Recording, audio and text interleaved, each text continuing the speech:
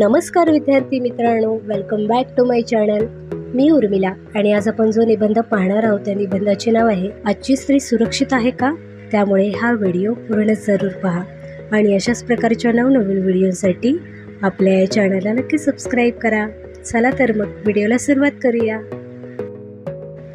स्त्री जन्म ही तुझी कहाणी, पोटी हसू आणि नयनी पाणी, कर्तृत्व सिद्धता हे स्वप्नमणी, कर्तव्यपूर्ती ठेवी सदा ध्यानी, तरीही मणी एक प्रश्न ऋतुनी, स्त्री सुरक्षितता आहे का जनी, उत्तर याचे सांगा देईल का कोणी, स्त्री जन्माची ही अजब कहाणी. आजची स्त्री सुरक्षित आहे का. खरे तर या प्रश्नातच त्यांचे उत्तर आहे की आजची स्त्री सुरक्षित नाही आहे. आज 21व्या शतकातील स्त्री आपल्या कर्तृत्वाने उंच आकाशी झेप घेत आहे. परंपरागत बंधने झुगारून फक्त चूल आणि मूल एवढेच न करता ते आपल्यातील कला ओळखून त्यास आपल्या मेहनतीची जोड देऊन नाविन्याची कास धरून आपले कर्तृत्व व कर्तव्य एकाच वेळी सिद्ध करीत आहे.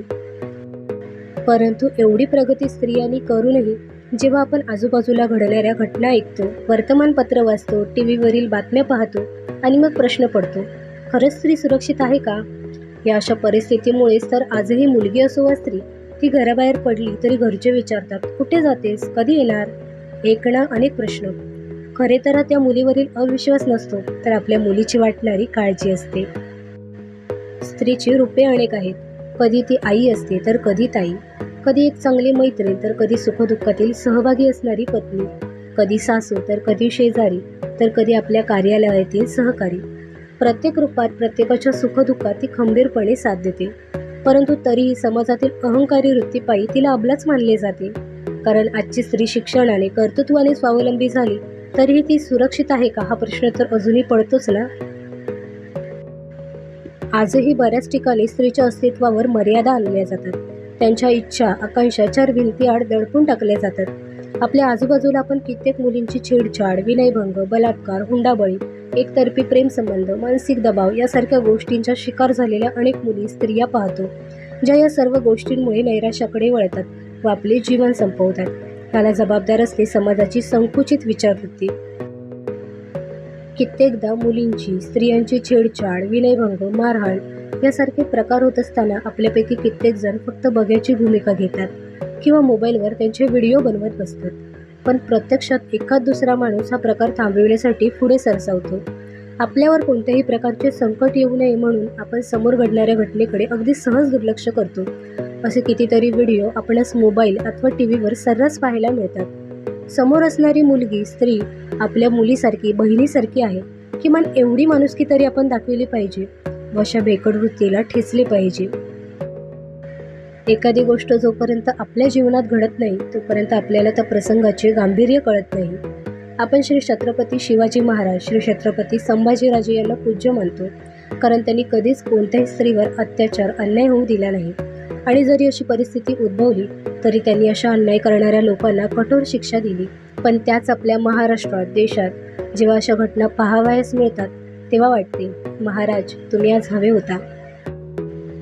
पण मग प्रश्न पडतो, आपण आपले संरक्षण करण्यास कधी शिकणार आहोत. कारण दरवेळेस कोणीतरी आपली मदत करेल तेव्हाच आपली संकटातून सुटका होईल. ही मुलींची, स्त्रियांची झालेली मानसिकता लहानपणापासूनच बदलली पाहिजे. यासाठी समजत्या वयापासूनच त्यांना स्वसंरक्षणाचे धडे द्यावेत. त्यांना आपल्या देशातील साहसी स्त्रियांच्या म्हणजेच राजमाता जिजाबाई, राणी लक्ष्मीबाई, महाराणी अहिल्याबाई होळकर, माता रमाबाई, क्रांतिज्योती सावित्रीबाई फुले, एवढेच कशाला IPS अधिकारी किरण बेदी, मेरी कोम आणि त्यांच्या माता सिंधुताई सपकाळ यासारख्या अन्यायाविरुद्ध आवाज उठवणाऱ्या रणरागिणींच्या साहस कथा सांगितल्या पाहिजेत. बदलत्या काळानुसार अनेक चांगल्या वाईट गोष्टी घडतच असतात. परंतु आजची पिढी चांगल्या गोष्टींकडे दुर्लक्ष करून वाईट गोष्टींचा स्वीकार जलद गतीने करतात. अहो, संस्कार आणि संस्कृती शिकवणारे पालक आपणच असतो. यावेळी आपण कधीच आपल्या मुलांना वाईट वृत्ती शिकवत नाही. परंतु आधुनिक तंत्रज्ञानाचा अयोग्य वापर केल्यामुळे ही मुले परस्पर या गोष्टी पाहतात आणि आयुष्यातील थ्रिल म्हणून करायला जातात. पण यावेळी ही मुले आपल्या आई वडिलांची शिकवण, सर्व संस्कार सारे काही विसरतात व फक्त वाईट वृत्तीपायी अनुचित प्रकार करतात. परंतु या सर्वांमध्ये बोट उचलले जाते ते आई वडिलांकडे, कुटुंबाकडे. यावेळी हे गुन्हेगार कायद्याच्या चौकटीत बंदिस्त होईपर्यंत ज्या समाजात आपण राहतो तीच आपली आजूबाजूची लोक, संबंधित मुली, स्त्रियांना, अगदी त्यांच्या कुटुंबियांना देखील टोमणे मारून त्यांचे जगणे नकोसे करतात. अशा वेळी देखील मुलींच्या संस्कारांना दोष दिले जातात. ही परिस्थिती फक्त मुलींबाबतीतच घडते असे नाही. काही वेळा अशा जीवघेण्या प्रसंगांना मुलांना देखील सामोरे जावे लागते. थोडक्यात काय तर मुले असो अथवा मुली, सर्वांना स्वसंरक्षणाचे प्रशिक्षण दिले पाहिजे. त्याचबरोबर शासनाने देखील अशा गुन्हेगारी वृत्तीच्या लोकांना गुन्ह्याची खातरजमा करून वेळ न दवडता कठोर शिक्षा दिली पाहिजे. शासनाकडून असे अनुचित प्रकार रोखण्यासाठी मुंबईसारख्या शहरांमध्ये रेल्वे स्टेशन किंवा गर्दीच्या ठिकाणी महिला व पुरुष पोलीस अधिकारी 24 तास कार्यरत असतात. त्याचबरोबरीने अशा घटनांना आळा बसवण्यासाठी इमर्जन्सी टोल फ्री क्रमांक, वुमेन सेफ्टी ॲप्लिकेशन यासारख्या माध्यमातून उपाययोजना केल्या जातात. यासाठी कोणत्याही प्रकारचा गैरप्रसंग आपल्यासोबत उद्भवण्याची चाहूल लागत असेल तर घाबरून न जाता स्वतः स्वसंरक्षणासाठी प्रयत्न करावे. आपण अडचणीत असल्यास आपले लाईव्ह लोकेशन कुटुंबियांना पाठवून ठेवावे. पोलिसांची, आजूबाजूच्या लोकांची मदत घ्यावी.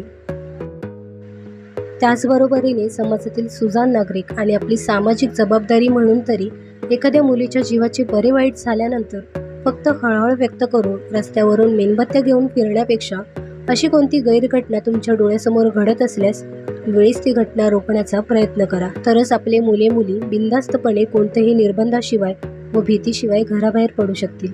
आणि तेव्हाच आपण म्हणू शकू की स्त्रिया स्वावलंबी असण्यासोबतच आपल्या देशात सुरक्षित देखील आहेत.